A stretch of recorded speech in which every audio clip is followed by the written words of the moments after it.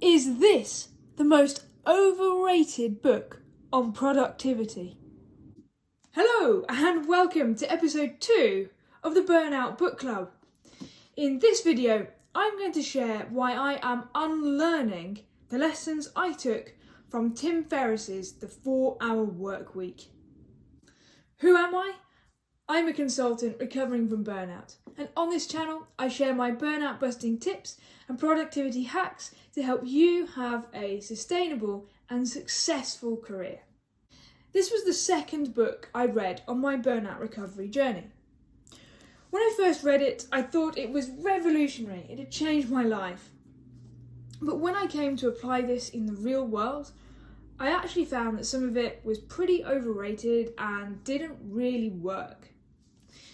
In this video, I'm going to share with you what I took and kept, and what I've taken and dumped, and why.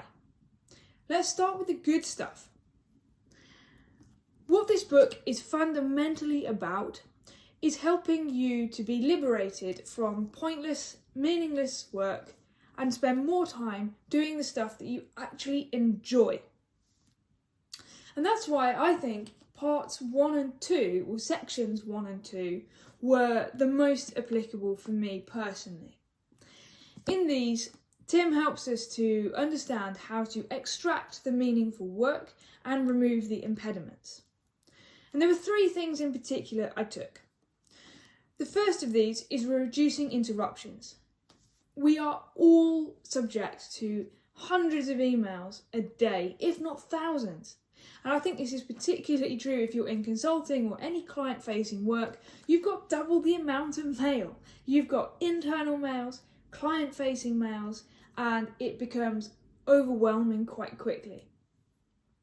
And that's just the mailbox. Pings coming up left, right and centre. You might be using Teams, WhatsApp, Slack, or all of them if you're particularly unlucky. And you can go days of just fielding different communications, different interruptions, and actually never getting meaningful work done. In fact, Tim puts a stat in here which is that 30% of our day is wasted through interruptions. Think about that for a second. If you're working 12 hours a day, 30% of that is interruptions. If you can remove those, you will instantly reduce your 12-hour day to a more normal 8-hour day. Amazing, right? Actually, this is something that I have found works in the real world as well as in the book. And I've been focusing on reducing the interruptions, removing my phone when I'm trying to do proper work, putting my do not disturb on, disabling the internet if I absolutely have to, and focusing on how to get into the zone of flow for work. And I would say that as a result of reading this book, I am no longer a slave to my mailbox or to my pings, and it really has genuinely changed my working day.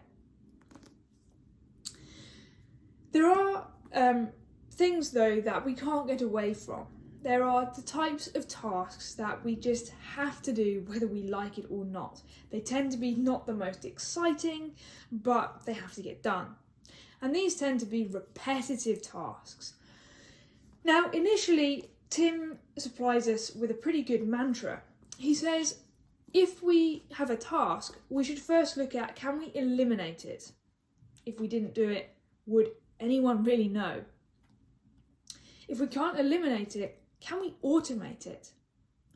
If we can't automate it, can we delegate it? And if it doesn't fit either of these, and it's a repetitive task, then we should batch it. This is also something that has really changed my productivity.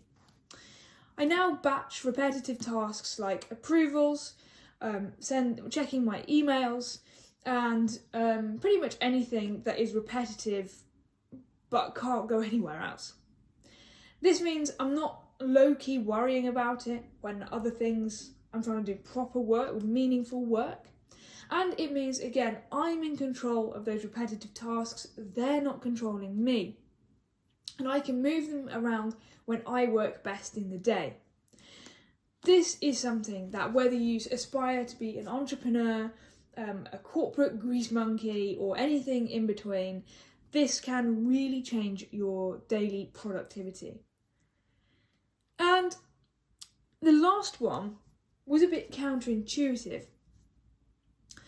In a role like consulting, you are often having to come up with innovative new ideas. But that can be pretty hard when you're in an environment where things have been done a particular way for a really long time. How can you come up with new ideas to break the mould? If you're struggling in a creativity rut, Tim suggests you'll do the opposite of what you're doing today. But this doesn't have to apply to just big creative tasks. It can apply to the more mundane stuff as well. Think about reporting. We often do things like weekly reporting or status reporting as gather the information, send it to the stakeholder, ask the stakeholder if it's everything they need. What if we flip that on its head? What if we say to the stakeholder, what do you want to know? And then, based on that, we gather only the information that's relevant to them. We save so much time not iterating round loads of questions and not getting information that was never needed in the first place. You don't have to be doing some big creative piece for doing the opposite to be really simple but a really effective way of boosting your productivity. So that's what I liked about the book. But I have one big overarching gripe with this. I have a problem with the way that successfully implementing the ideas in this book is measured. See, Tim basically says that people who work a 9 to 5 until retirement and then retire are some unenlightened heathens who haven't seen the light yet, and if only they knew of this other way. Maybe that is true for some people, but I work in a big consultancy, and I like that. I genuinely enjoy being part of a big firm, and I've tried it all. I've worked for big companies, small companies, really small companies, and I've even run my own business. Of all of the things I've tried, honestly, working in a big corporation is the one I enjoy the most. And this book kind of suggests that I should feel guilty about that in a way, and that I'm somehow unenlightened. I don't think I am. I genuinely enjoy it. I just wanted to be more productive and feel more engaged with my job. That's why I came to the book.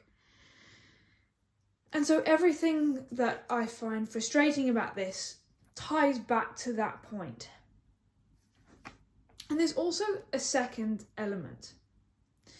This book focuses on relentless productivity, absolutely squeezing the most efficiency out of your day. And to be honest, I made a video about this when I reflected on the lessons I'd learnt from my 95-hour work week when I tried to live like a Goldman Sachs banker for 1 week. What I realised is there is an inefficiency sweet spot. You actually don't need to eradicate all the inefficiency from your life to get the most out of your job. Actually, if you carry some inefficiency, some lack of productivity, that is where the creative spark can come. When I tried to really religiously apply the lessons from this book, I found that I was becoming quite transactional. I was focusing on the number of tasks that I was completing and measuring their quantifiable value to the company and to myself. And I was focusing so much on wringing out every drop of efficiency from myself that I was losing the creativity and therefore the fun that I was having in my role. And so for those two reasons, I think if you come to this book, you should read it with a pinch of salt. Maybe I interpreted these too literally and tried to apply them too literally. I would urge you not to do the same. Likewise, if, like me, you actually enjoy working in a big company, then I would say that sections 1 and 2 are probably the most relevant for you, and everything after that is interesting, but you probably don't need to think about how to apply it. That said, I have heard of lots of people who also work in big companies who've said that this has changed their life. So if you think that I am an unenlightened heathen and I am missing the point, I would love to hear your thoughts in the comments down below. Let me know what you think of the book, and maybe I need to reread it. And if you found the video useful, then please give it a like, subscribe to the channel, and I'll see you in the next video.